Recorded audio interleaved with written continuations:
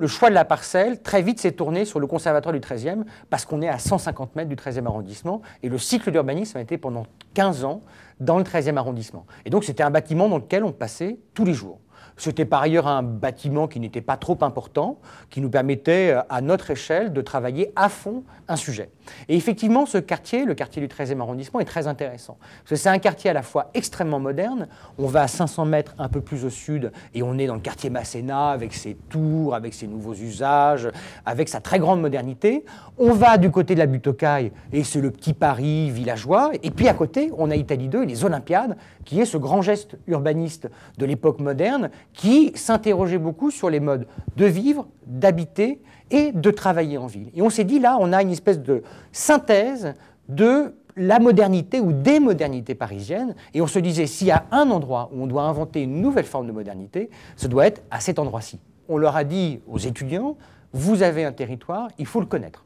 Comment on le connaît, comment on investit, comment on enquête, c'est un vrai travail pédagogique. Donc on a fait un travail de terrain, d'enquête, de micro-trottoirs quasiment, et aussi de recherche un peu statistique sur qui habite, quels sont les revenus de ces gens-là, quels âges ils ont, quelles sont leurs occupations. Et donc on a fait, dans les temps qui étaient impartis, une micro-enquête, un micro-diagnostic dont il est ressorti deux facteurs extrêmement importants. Deux, on est dans une population qui est globalement moyenne. C'est-à-dire qu'on a des gens riches, on a des gens pauvres, et on a des gens qui appartiennent assez généralement aux catégories moyennes.